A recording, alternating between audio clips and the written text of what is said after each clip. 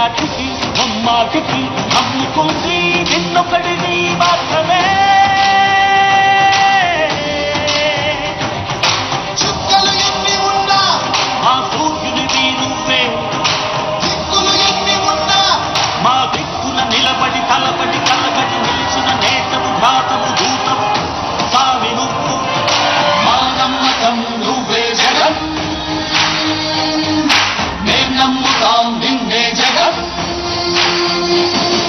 మా నమ్మకం నువ్వే జగన్, మేం నమ్ముతాం నిన్నే జగన్. నువ్వే జగన్, నువ్వే జగన్, మా నమ్మకం నువ్వే జగన్, నిన్నే జగన్, నిన్నే జగన్, మేం నమ్ముతాం నిన్నే Jagan.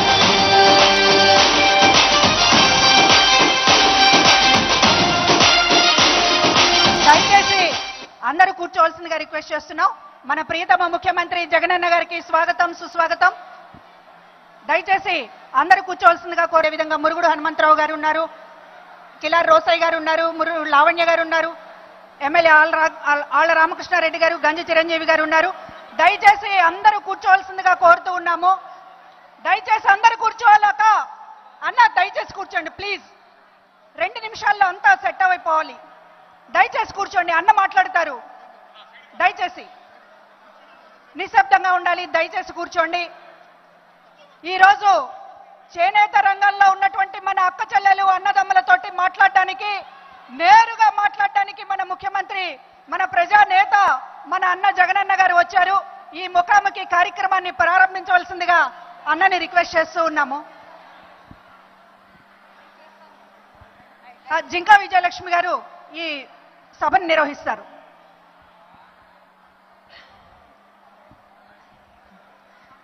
ధన్యవాదాలన్న. First of all Jaganmohan Reddy అన్నకి నేను పాద నమస్కారం చేసుకుంటున్నాను. ఎందుకంటే ఒక చేనేత బిడ్డను, ఒక సాధారణమైన కుటుంబము, మధ్య తరగతి కంటే దిగువన ఉన్నటువంటి కుటుంబం నుండి వచ్చినటువంటి ఒక సోదరిని ఈరోజు తన ప్రభుత్వంలో ఒక పద్మశాలి కార్పొరేషన్ చైర్మన్ గా ఇవ్వడమే కాకుండా ఈరోజు చేనేత విభాగం సంబంధించి ఈ మీటింగ్ కి నన్ను నిర్వహించమని చెప్పినందుకు అన్నకి ప్రత్యేకంగా ధన్యవాదాలు తెలియజేసుకుంటా ఉన్నాను. అన్న, నేను అడ్వకేట్ అని కూడా చెప్పమంటున్నారు అన్న. చాలా థ్యాంక్స్ అన్న. అన్నకి ఒక్క విషయం చెప్తాను అన్న గురించి. ఏంటంటే జగనన్నకి ఏ రకంగా మనుషులు అనే వాళ్ళు గుర్తుంటారు అని చెప్పడానికి ఒక్క సందర్భం చెప్తాను. జగనన్న ప్రప్రథమంగా పార్టీ స్థాపించినప్పటి నుండి నేను జగనన్నతో పార్టీ నడిచినాను.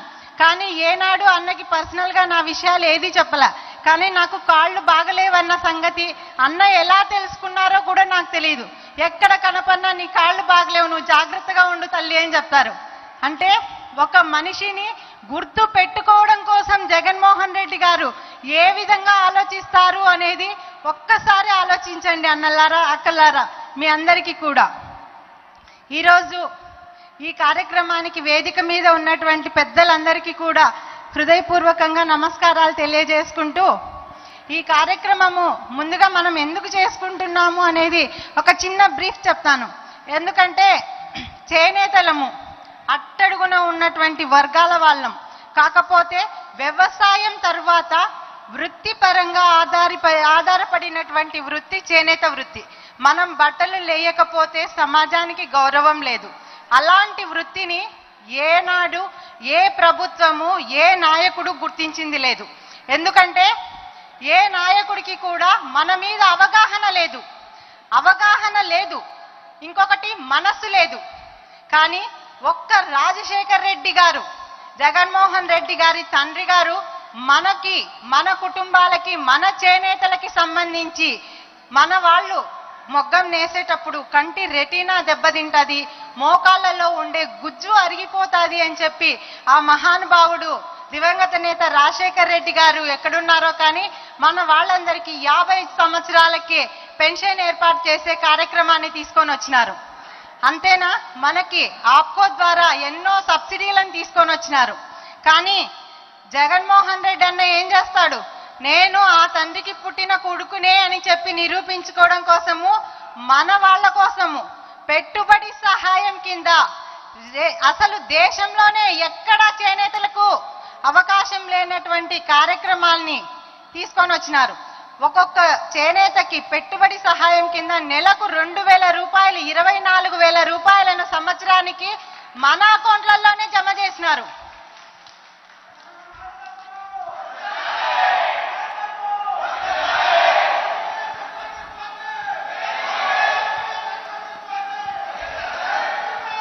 జై జగన్, జై జగన్.